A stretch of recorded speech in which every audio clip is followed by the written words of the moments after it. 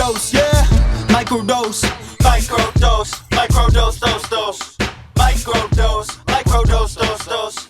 Microdose. Microdose, dose.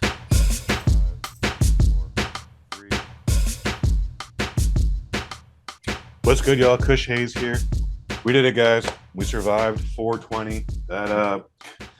I know it's called the Microdose. My name is Kush Hayes, but I hate that goddamn day so much. As much as I hate St. Patrick's Day, it's for whatever reason, those specific days, people feel like, yeah, I just need to overindulge and be a bigger asshole than I normally am. But if you're listening to this, you survived. Welcome to the party. Old friend of the family is back in the house here. He is the CEO, the owner and operator of Killer Wolf Films. If you'd like to support, you can go to patreon.com/Killer Wolf Films. He's also the owner and proprietor of Iron Phoenix Martial Arts Dojo.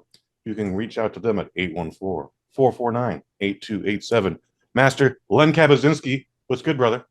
Gosh, it's good to hear from you again, brother. It's as always, thanks for thinking of me and having me on your show here. I appreciate it. Thanks for the Patreon plug, by the way. That is the best way to support my works.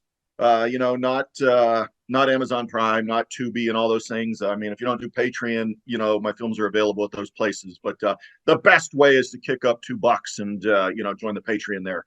I appreciate that. And by the way, if you kick in those $2, again, a minimum of $2, that's less than half a cup of coffee. You get access to the entire Killer Wolf Films catalog. What was it? 16, 17 titles and counting?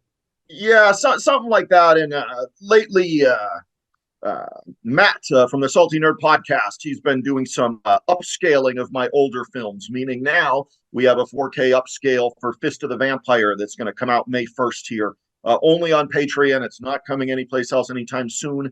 That doesn't mean I maybe won't sell it to a distributor down the line and then re-put it out there kind of thing. But yeah, Fist of the Vampire, a lot of my Swamp Zombies 2, very colorful movie, is in 4K upscale right now. That was the first one we released. I will say it does look pretty cool. I mean, it was already an HD shot film, but to upscale it to 4K, Swamp Zombies 2 looks pretty slick. But up next is Fist of the Vampire, one of my older films, and I think you'll see a difference in the upscale version of it. Now, I'm not a cinematographer. While being in production, I still know a little about nothing. But Fist of the Vampire, was that digital video? That wasn't film, right? Oh God, no! No, God, no! I've not shot on film ever. That was back in the mini DV days. It would have been shot on the Panasonic DVX 100A. I had a biker guy that was shooting biker, I say motorcycle, a biker guy filming documentary stuff for Discovery Channel. This is almost 20 years ago now. And he was selling the camera, and he said, "Yeah, Len, for what's out there, it looks more cinematic than some of this other mini DV stuff out there, which obviously looked like home movies at the time." And he was right. A lot of other indie filmmakers were using the DVX 100A because it was 24p now, and we were trying to emulate film with these prosumer cameras and things. And the DVX I ended up shooting 4 movies on, I think, but for what it was, and at the time, standard definition mini DV. But shot in 24p, and that helped matters. Do you have any idea what the process was of converting something? What is it like? It's over a decade old. How do you convert that to 4K? Yeah, I have no idea. I just let Matt do his thing, but I know the files are massive files. I mean, Fist of the Vampire was like a 90 gigabyte file in upscale 4K. So they're just massive files, and I get it. They're upscaling resolution or those kinds of things. But I don't question it. I ain't good at it. I let people do their jobs and just get back to me, and that's what I let him do. Why not? Why not? You and I have been in communication for a few years now. We even did a series here on the BosNet called the Kick-Ass Movie Podcast. There's 2 seasons of those fun times. We would eventually finally actually meet face-to-face on your set of Pact of Vengeance in Los Angeles. Now we got Fear the Crimson Mask coming up. Release date to be determined. You haven't even started production on it yet, but how long has this been in the works? Not very long. It's something where, I think it'll happen, but this is something much like Pact of Vengeance.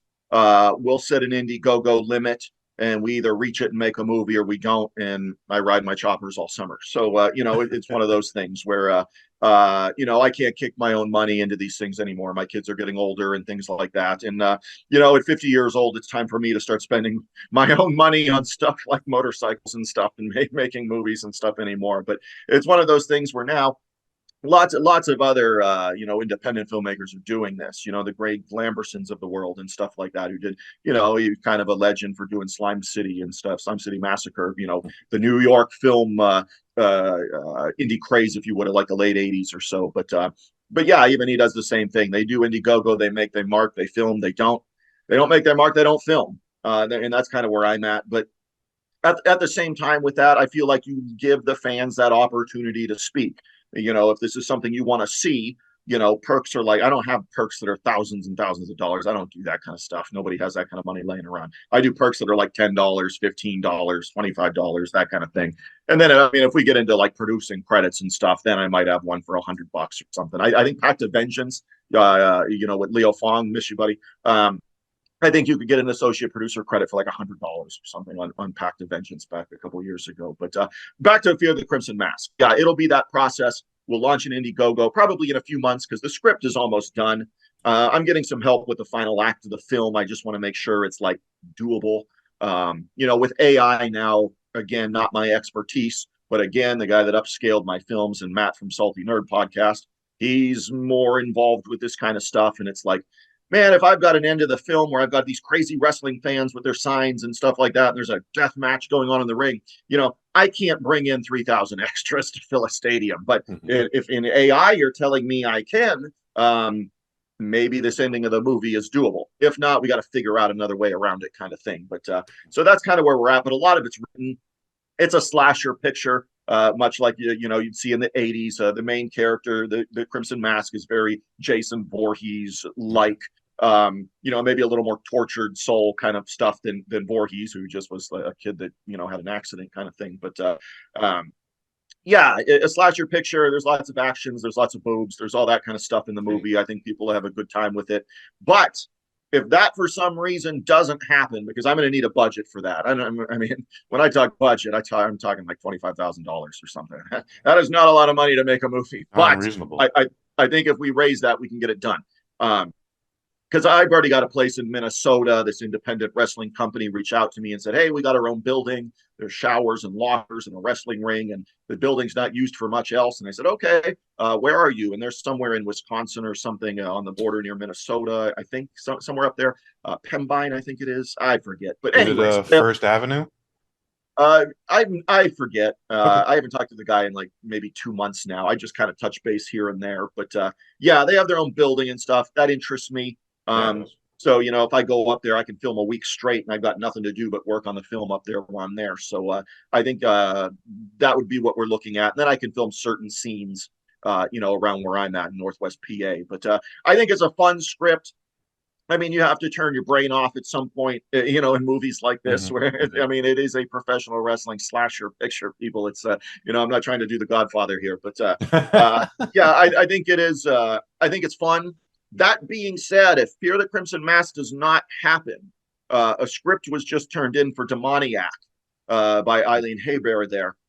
And it's pretty good. Again, the end of the movie, we might have to massage a little bit. Is it realistic to be able to shoot something like this or not? But 80% of the picture, so I think it's pretty doable on a smaller budget. And I'm thinking, something like Demoniac could get done for maybe 10 or 12 grand kind of thing. So that puts us into a different ballpark. That's not as difficult to raise as something like, Crimson Mask might be. But, who knows? A lot of times it depends who you get involved. I mean, Diamante and Peter Avalon from AEW Wrestling were really key people in being able to help raise budget for Pact of Vengeance a couple years back. So Diamante is probably somebody I'd reach out to, see if she's interested in it. What, how many days on set I'd need her and things. John Micklethor from Rock and Roll Nightmare. I was out in West Hollywood and met with him last month. He's very interested in it, so I'm sure I'll get him involved. A lot of the COVID type rules, believe it or not, that were hanging around forever in Canada are apparently gone. So it'd be easier to get him into the States and things like that now. And we'll see what happens. But yeah, Fear the Crimson Mask is almost being done written. It's right near the final act of the film now in terms of script writing. Demoniac has a first draft. And would be a lower budget picture. I think one of those is going to happen, within the next year here, maybe by the end of this year. I think would be a fun idea, and I'm just spitballing here. Just popped in my head here is one way you could help raise some funds is do do what Tarantino does, man. Like, do a public reading. It doesn't have to be with the actual cast, but like, get your homies together and just present it to the audience. Yeah, and I could see that happening, something different that I haven't really done before. So especially in something like Demoniac, where it's more dialogue heavy at times. With Crimson Mass, there's a lot of action. Obviously, it's an action picture. I mean, yes, in categorizing it, it's a slasher horror, but I mean, it is an action picture. We got to pace the film with lots of fights and boobs and things like that to get people to watch it, kind of thing. Demoniac's much more atmospheric kind of thing. Okay. Well, I look forward to seeing the results of this. You said you met up with John Thor in West Hollywood last month.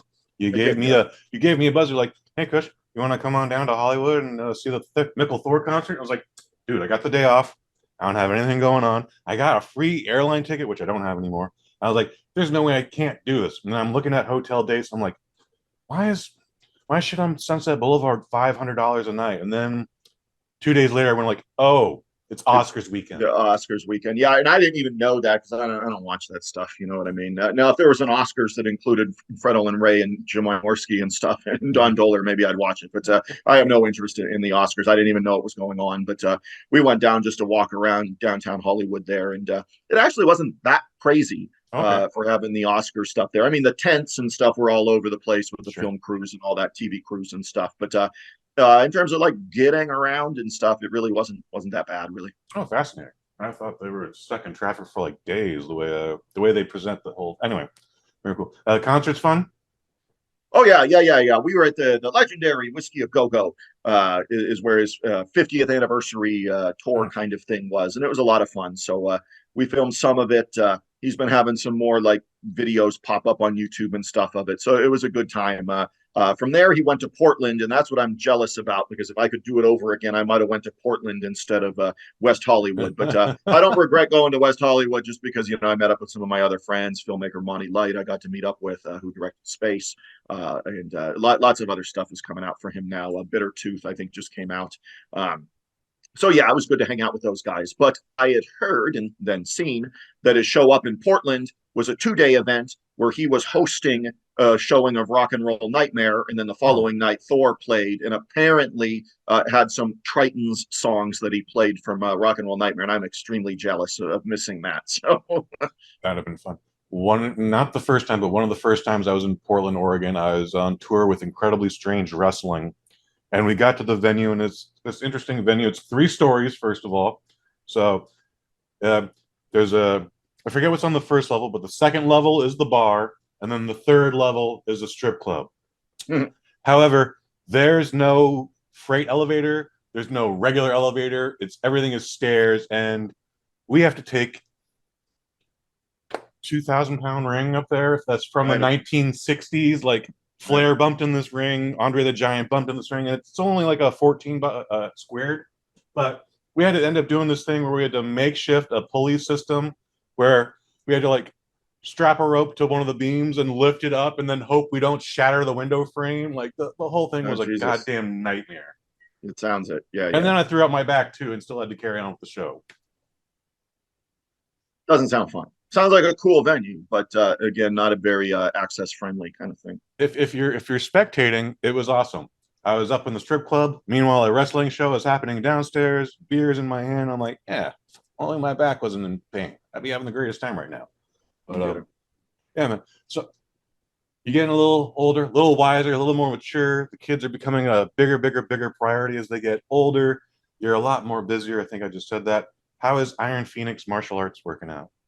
Yeah, I mean, right now we're getting into the spot where, I knew right off the bat, for one, my rent is like student controlled kind of thing. So that was a big thing with me wanting to do it for the PACA building where I'm at, because I can't go into my own pocket. Otherwise, I'm not going to do this, but if it's student controlled, I have 10 students. They pay me, their monthly dues. It goes to the building. I don't see any of it. I'm essentially a volunteer instructor, and I'm okay with that because my kids train there. So, it gives us a spot to train. And I probably have a dozen students or so, something like that now. But I really haven't advertised too heavy yet, because I knew in my first crop of students I've got a lot of people that compete for the Pro Karate Commission.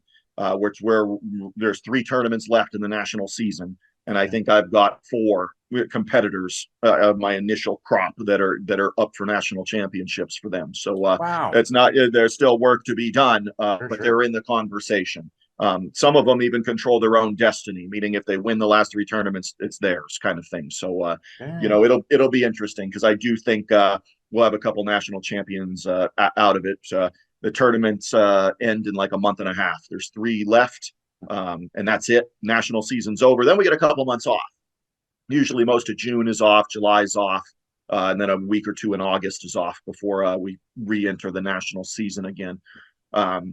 But yeah, in those 2 months off, I've already talked to the building guys there, where I'm at. They even said, hey, we'll help you advertise. And I said, well, we'll shoot a new commercial because I have more people here now and stuff like that. And then we'll probably make a push to get more people in the building. But during my first year, it was just about establish a core group of people, see which ones of those are going to compete, because I have to give those guys special attention for people that are going to do competitions. So, but we're about a month and a half away from a new commercial, and then pushing it more in advertising and things like that. And by pushing it anymore, we're not talking about the radio and television of the world. Nobody does that anymore. When you advertise, it's all YouTube and Facebook ads and all those kinds of things, and that's how to advertise anymore. So that's kind of what we'll be doing in a couple months. You got I'm just looking at your Facebook profile here. You got 3, 12, and 4 different championships in at least 3 different competitions that I'm seeing here. What's above that? Is there any more you can do? Can you go further? You're already a master. What's next? I'm already a master, yeah, but I can go up in Korean martial arts up to an 8th Dan black belt. Right now I'm a 5th, which is a master rank. I'm probably about a year away from getting my 6th degree black belt in Taekwondo, traditional Taekwondo. The Taekwondo I teach isn't what people think of American Taekwondo, meaning we don't wear chest pads, and it's not like Olympic Taekwondo that you see. I teach very traditional based Taekwondo stuff. So, but yeah, what's above it for me? The Pro Karate Commission used to have a Competitor of the Year plaque that they gave out at the end of the year. That's a fairly prestigious award. And then they gave it out for several years, and then COVID hit, and then some things got jumbled around, and they didn't really give out that award anymore. In fact, I think I'm the last person to win it, and that was probably 3 or 4 years ago. Was the Competitor of the Year, and that could go to anybody: black belt, white belt, doesn't matter, anybody that competes. So winning that award was good. I don't know. I won 3 national titles for the PKC Pro Karate Commission. They're divided into regions throughout the country, and I think there's 8 regions. I'm in region 4, which is kind of Pennsylvania, some in New York, a little bit of Ohio, some of West Virginia. It makes up a region. And I've won the regional championships, I don't know, 12 different times probably. I won the Triple Crown. I think that's my crowning achievement. You ask what can you do next? I don't know really if there is anything I can do next. Winning the Triple Crown means I won all 3 divisions for the national season. I won the national championship in fighting, in weapons, and in kata. I won all 3 of them in the same year. And it's really the hardest thing I've ever done in my life. I've taken care of a sick mom. I have an autistic child, but the hardest thing I've ever done in my life was win the Triple Crown in competition. It really was. It was in and out of hotels, sometimes every other week. It was a lot of traveling, especially through the months of February to June.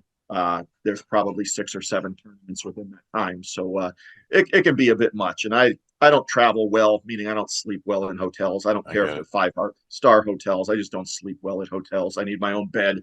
But you do it because you want to wake up close to the tournament. You don't have a 2 or 3 or 4 hour drive in the morning. You can just get out of bed and go.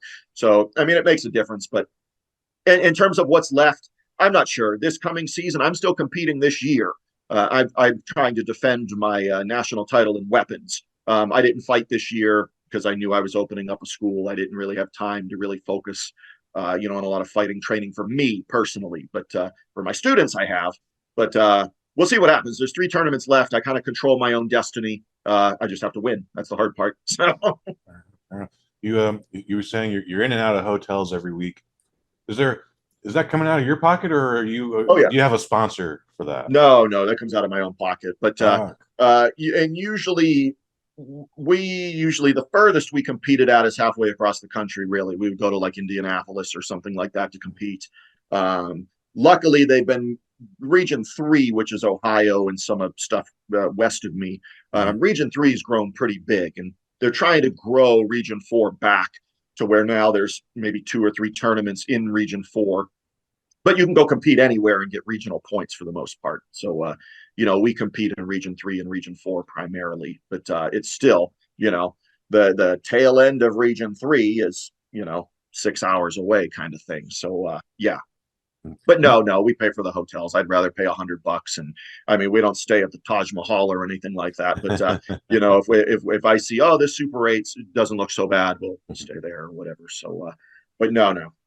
Some tournaments give away money if you win a grand championship or something like that. Not all of them do. Last year at a tournament, I won Fighting Brands and got like $100 or something like that. That's not a lot of money, people, but it paid for our pizza afterwards and it paid for our dinner afterwards. So I took it. But so yeah, it is a lot of travel. And then sometimes too, and sometimes the commission isn't great about this, is not letting you know where you stand point wise, because you compile points. The national season is kind of like NASCAR. You get points for placing. First through fourth place at any tournament, you're getting some amount of point value. And each tournament, some are bigger than others. So you could go to a national championship tournament and it's triple points. Well, that means if you win your division, you could get like 50 some points out of the deal. That's a lot. And then some other tournaments I could win, like I did the other week, and it was only worth 15 points. So, but now when you get down to three tournaments left and it's so close, you just got to go to all of them. You never want somebody to compete and pass you because they didn't compete against you, kind of thing. So that's kind of where we're all at. But yeah. Let's say money isn't an issue and the schedule, well, TBD. But if there was a sponsor involved, would you be interested in fighting in other regions, like a Region 2 or the Region 5, or like?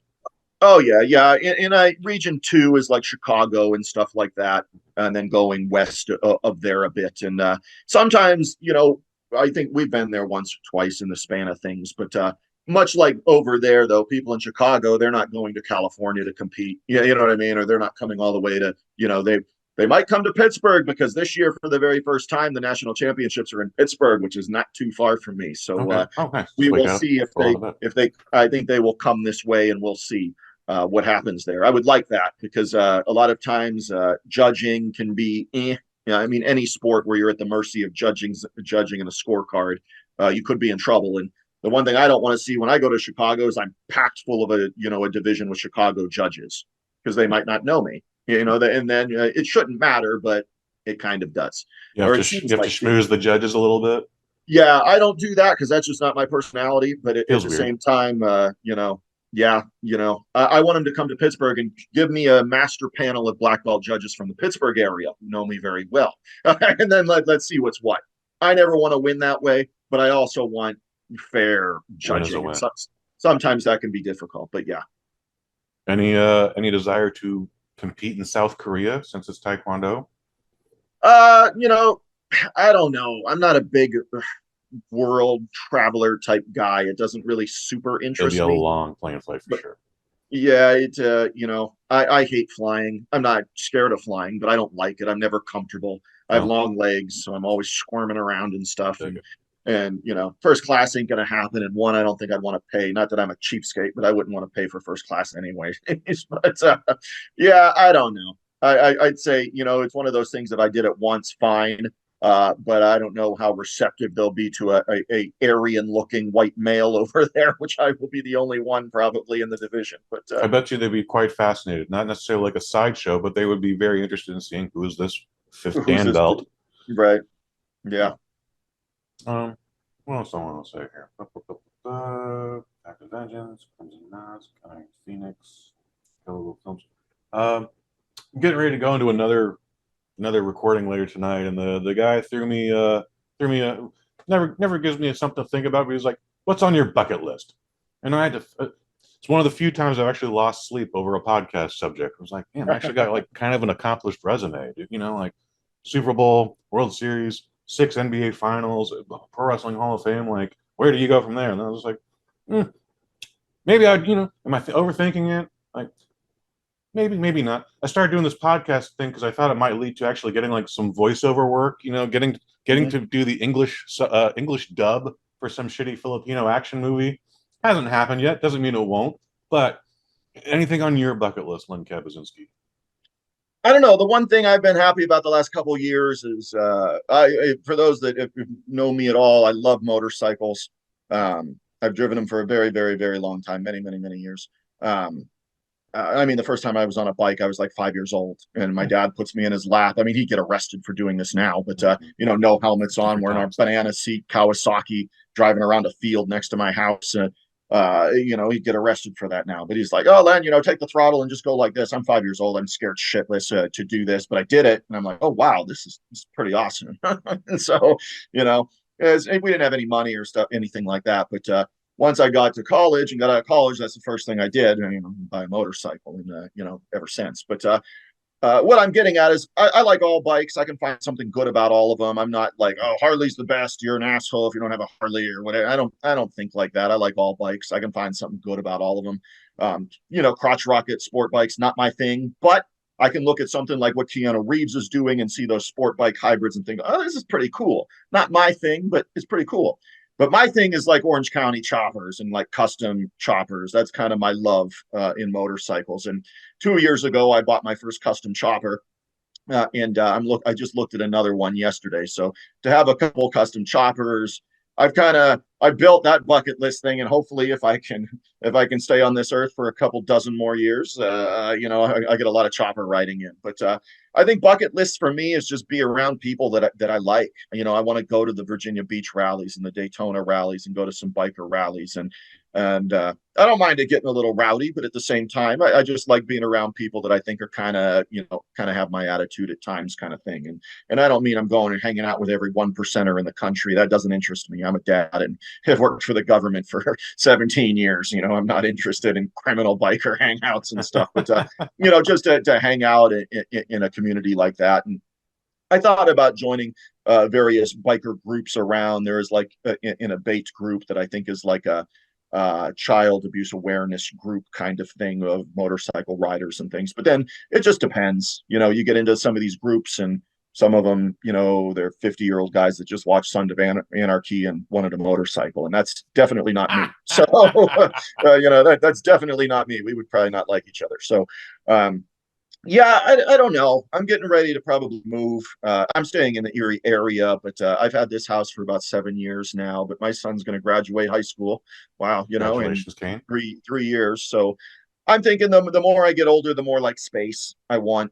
I got a giant German Shepherd puppy who's sitting like 5 feet from me over there, and I mean, he's only a year and a half old, and he's 115 pounds or something like that now. He needs space, and I have a yard, but I mean, I need space for this guy to run. Right. So yeah, I think if anything bucket list wise, I guess if I really, really, really had to pick just one thing, I have a script I've been lightly working on, but it's vastly different than anything I've done. It involves martial arts and also some autism awareness and things like that. It is not like a Karate Kid or anything like that. It's a more like real life struggle kind of thing, dramatic film. Yeah, I think that I'd say make that film. I think that would be my bucket list item, and I'll say that the film was called Yellow. After yellow belt, but also kind of meanings in Taekwondo, what the yellow belt means, which you guys can go look up and learn something, but I won't give it to you. But Okay. It kind of that would be something, I guess. If I had to pick one thing, sure, it'd be to make my dramatic autism awareness kind of martial art philosophy style movie. That would be my number one pick. If I had a number two, somebody give me the rights to Steel Dawn, and I will remake that. The nomadic martial art film with Patrick Swayze. Give me those rights, people. Let me do that one.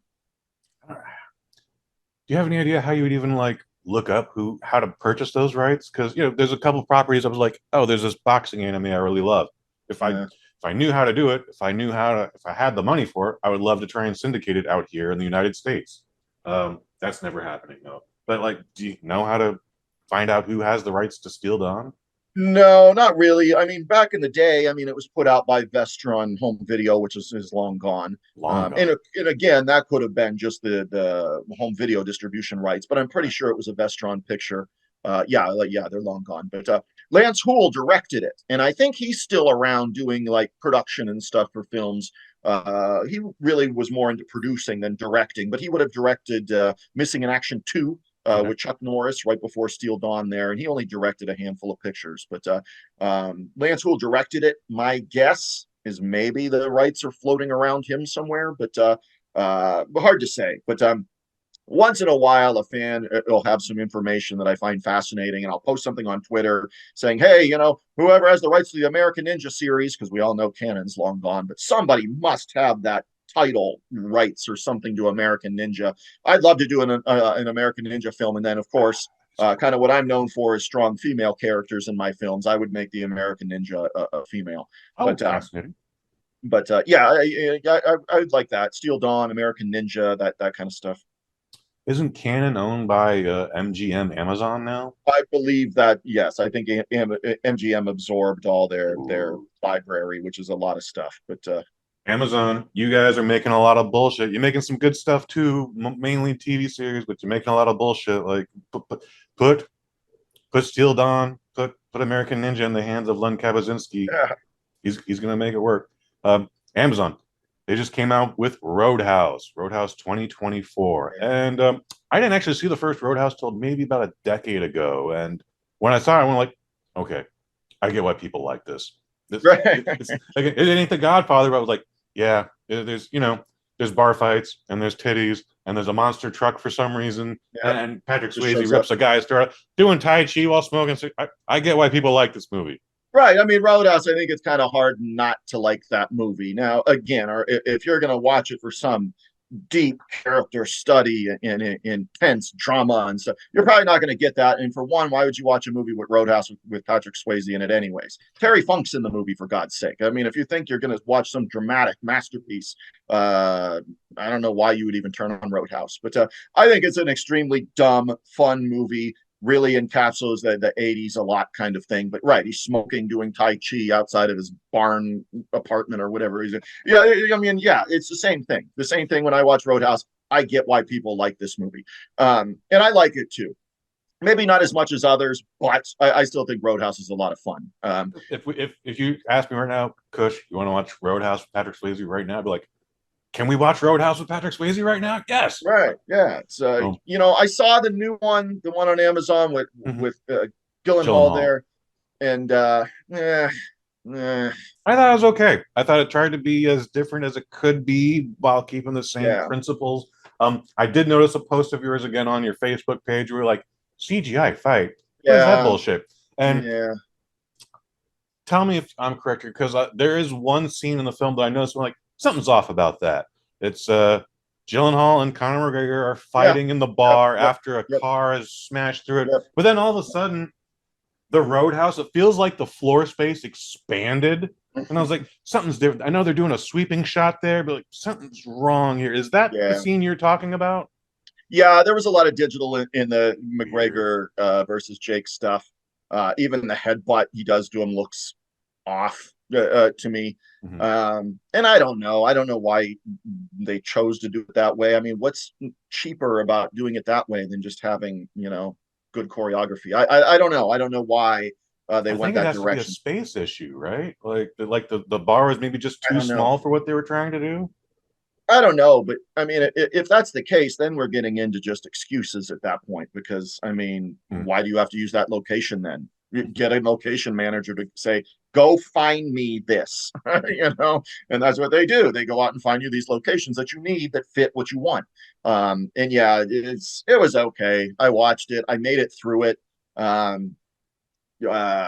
feel bad for Jake because he's better than this material. So hopefully he did this. I mean, we know he did it for a paycheck, but at the same time, do I think it's going to put his career in an action film direction? I don't think so.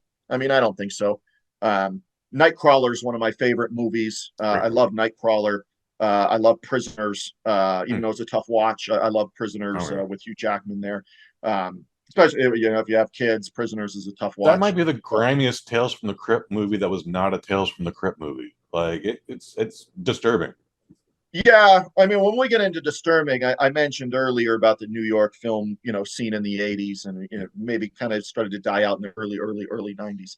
But there was a discussion about it in one of these Facebook groups I'm on or whatever, and yeah, they started talking about disturbing films. Now, in this generation, the last 20 years or whatever, people are going to say like Serbian film and things like Oh that. god, But yeah, right. but I got news for you people. You want to see a fucking the most grim, bleak, depressing, nihilistic film I have ever seen in my life is called Combat Shock.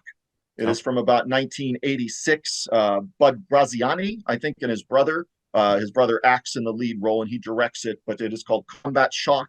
I believe Troma picked it up, and it is probably the most, like I said, nihilistic, hopeless, bleak, depressing film you're ever going to watch. And I suggest you watch it because it doesn't have Serbian film is gross and disgusting for a different set of reasons than something like Combat Shock is. And Combat Shock feels like it's very real, a lot of like PTSD and military overtones and things like that in the film. And I think everybody should see it once. It's extremely low budget, but Combat Shock, I think, is the most shocking, just bleak film I've ever watched. You don't get much time to go to the theaters. I know that because I know you. But have you had a chance yet to see The Monkey Man from Dev Patel? No, I did. Was perusing Amazon while I was sitting around last night, enjoying an old fashioned, and I was kind of perusing what's around, and I thought, yeah, Monkey Man was on there, but it was still like a what do you call it? Like a theatrical rental on Amazon, Oh, where it was so it was like like 20 bucks. $24 or yeah, it was 20 No, some no, no, bucks, no, and it's no. like, I'll wait for this. I do plan on seeing it. There was another one that's coming out soon to the theaters, which I probably if it fits my schedule, I would go kind of thing. And I think it was called Boy Kills World. Oh yeah, Uh, yeah. I would be interested in probably Skarsgård. seeing that. Yeah, yeah. And it looks, Boy Kills World looks like something different. And I think it's about time we have that. I mean, the last one I saw that really like blew my mind being different was probably The Matrix. And that's Oh geez. 25 years ago now, where Right. you see it and you're like, wow, I've never seen anything like this. You know what Hmm. I mean? And I think it's about time we have a film like that. And is that going to happen with Boy Kills World? I doubt it. Just post-COVID, film isn't the same anymore, really. But I would go see something like that. I enjoyed The Monkey Man.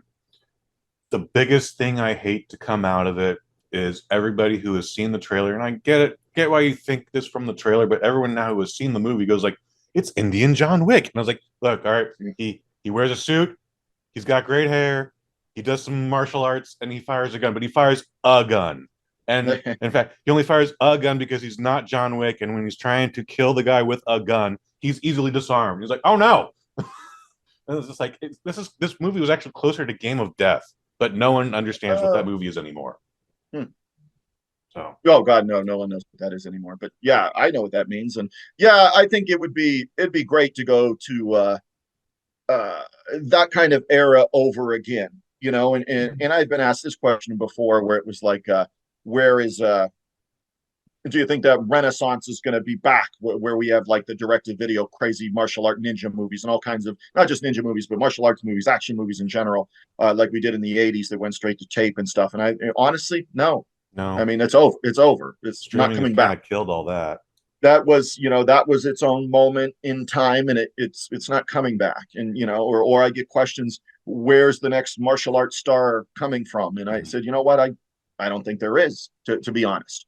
You're going to have those one-offs that come out on Amazon or Tubi or something like that, but is it going to be somebody that just runs off a Van Damme or a Seagal or something like that? No, I think that Chuck Norris, I think the martial art action star, that kind of thing is dead.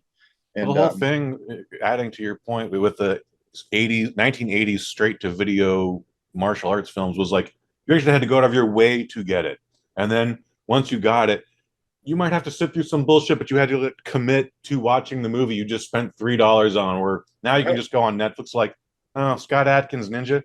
I don't believe this English Caucasian man has been adopted by a Japanese ninja family. No, off. right. 10 minutes in, like, Right, and that's a name, and I don't dislike him at all. But right, you mentioned Scott Adkins, and Yeah, he was one they were pushing to be Batman at one time, or they thought, I don't know how legit that was. But I think that was more his fans talking than him Oh, for actually sure. gonna do it kind of thing. And I don't dislike him at all. He's a great athlete, does great fight scenes and stuff. But at this point, he's had his opportunity. If he would have been the next big star to come out, he would have done it by now. He's done 100 movies probably at this point. And yeah, if it would have happened, it would have happened by now. A good-looking guy, can fight, can do stuff, but I mean, something was missing. And obviously it wasn't captured enough. I mean, I'm sure he's, has money and is well off. He's done a ton of film. But was he that Chuck Norris, Van Damme, Seagal? Yeah, I mean, there's more than that. But yeah, it would have happened by now probably. So, well, again, he's a self-made hustler, just like you, dude. Like he worked at the Blockbuster Video. He rented all the movies that you saw, dude. He met Cynthia Rothrock at an autograph signing. He's like, I'm going to be in a movie with you someday. She's like, oh, isn't that sweet? But then he did. And that's cool, too. Yeah. Well, now you mentioned like Rothrock and those guys. And even Rothrock, same thing. Just produced her own film. But if it wasn't for the Indiegogo campaign or whatever they used at Kickstarter, whatever it was, if they don't hit their mark, they don't film. So now we're talking about legends, in film and martial arts and things like Rothrock, and I know John Wilson's involved in things like that. But even they are going towards not some route with corporate, sponsors. They're going to the fans saying, if you want to see this, chip in $10 and we'll see what happens. The last Kumite that is coming out, I know. I forget what the producer of that, but anyways, they filmed it overseas somewhere. But Billy Blanks has been making his comeback into more low budget works again, kind of thing. And I know he's involved in that. I think Matthias Hughes, who's a staple in action, in martial arts stuff, he's in it. So the last Kumite will come out. But I mean, already at this point, we talked about stuff going right to Amazon or Tubi and all that kind of stuff. I mean, what would be more profitable for a film like that? To be like a Tubi original, or to go to the theaters and peter out and not do anything, and then you're really forgotten forever. So you got to figure where stuff like that would be best served, kind of thing. Is there anybody in the amateur martial arts world right now, competing the way you compete, that you're like, there's something about this kid. He's got the style, he's got the skill, but he's also got a look, and I bet with a couple of classes, he might be able to carry a movie. That happens at every tournament, everywhere you go, kind of thing. You could say that, but the thing with that is, and you mentioned seeing kids or even young teenagers or something that have a lot of potential. I mean, these days, a lot of times they go to MMA. I've seen that, girls and boys. They gravitate more to, they're in karate a long time. They have a lot of success, or I'm talking, get in when they're really, really young, sure. And then go to something else, the MMAs of the world and stuff like that. And still, MMA at the bottom levels and stuff, as you're working your way up, you don't make a lot of money, and you can get a lot of brain damage for taking $1,000 fight. That is not economically smart. But again, you're betting on yourself that you can make it to the upper echelons and maybe make 200,000, which is still not a lot of money to get your brains beat in. But yeah, they go to stuff like that, or they don't hang around karate at all because they're kids. They go to soccer, they go to football, they go to other sports. And we see that all the time with young kids. They go to cheerleading, they go to, they're going to different things, and then karate goes on the back burner from there. But so yeah, that's the tough part about that. But is somebody waiting out there somewhere that could pop up as some star? I could probably say, yeah, I could point somebody out at every single tournament I've ever been to, kind of thing. Would it be easier to turn a martial artist into an actor, or just teach an actor martial arts? This is the Armageddon question. Like, wouldn't it just be easier to teach some astronauts just how to drill ore? And then Michael Bay goes, "Shut up, Affleck." Right. I would rather have a martial artist first, and then have them be an actor, kind of thing, and not the other way around. Only because there's philosophies and stuff in martial arts and stuff and discipline and all those things that you learn in that you're already, if you're going to do martial arts first, then become an actor, you have a lot of those principles and work ethics and those kinds of things already instilled in you from training in martial arts. Not to say actor doesn't, involve that, but it's a different, lifestyle and kind of thing a lot of times with that. So yeah, I'd rather have a martial artist first. And then and we've seen it. We've seen success. I mean, Chuck Norris isn't going to be confused with a master thespian or anything like that, but at the same time, he worked hard and did his thing. Leo Fong, God bless you, dude, miss you. But Leo Fong, same way. Decades of independent cinema. Investors weren't throwing millions at his. He made his own stuff for years. And I'd say that's pretty successful. So, but then there's more and more and more. Patrick Swayze was a black belt in martial arts. Not many people know that. I mean, they know him from Roadhouse and stuff. But and here might be Exhibit A right now because it's a hot topic kind of thing. The new Ghostbusters had come out. It went viral how good Ernie Hudson looks. He's like 78 years old. He looks fantastic. He is a black belt in martial arts. He has been on the cover of Black Belt magazine like 30 some years ago. Yes, Ernie Hudson is a black belt in martial arts. And, when we think, oh man, he looks so amazing. It's I mean, he has a good lifestyle and probably has lived a pretty decent life with all that stuff in it. Len, I think we're going to wrap it up here. Yeah, Again, Killer Wolf Films, patreon.com/Killer Wolf Films, $2. As little as $2. Get the entire Killer Wolf Films library. I don't know why I'm tongue-tied here. Len, am I missing anything? Anything else you want to promote? Yeah, I mean, you hit the nail on the head there. Patreon, like I said, patreon.com/Killer Wolf Films. There's always stuff every month popping up on there. I do different podcasts like my Fist of the Filmmaker podcast. I'll do Q&As if people are sending me in questions, whether it's on my new YouTube channel, because I got canceled last year on YouTube. But I got a new channel. It is at The Real Len K. So if you do at The Real Len K on YouTube, you'll find me in my new channel. Tons of podcasts are already on there and guest spots, all kinds of stuff. So between YouTube there, Twitter or X or whatever they call it now, it's just Killer Wolf Films. You'll find me. So I interact with a lot of fans and viewers and stuff on that kind of platform and stuff. But that's really in a nutshell what's going on. I hope to film maybe as early as later this year with either the wrestling slasher picture or Demoniac, the atmospheric kind of theater horror film. We'll see what happens, but I don't think I'm ready to go anywhere yet. I think I have stuff on the table that I can still make some cool things. And like I said, if not, I'm hopefully going to go get my new purple custom chopper next week. So if I don't make movies, I'll be riding my bikes. There you go. That's what's up. As for me, I do some stuff around here, folks. It's a little thing called the Waffle Box. Friend of the family, Mike Fish. Him and I talk about everything and nothing all at the same time. It's the original Waffle Box. It is the best part of Wednesdays. You accept no substitutions, coming you all the way from the future home of Super Bowl 60. You love us because we do this. We do this because we love you. And for Master Len Kabasinski, I've been Kush Hayes. You've been you.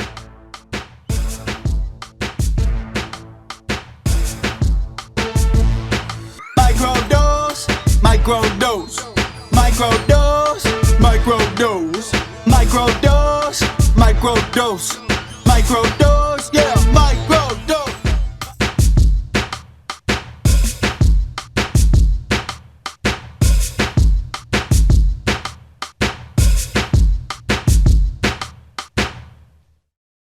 From the BosNet family. We either reach it and make a movie or we don't, and I ride my choppers all summer. So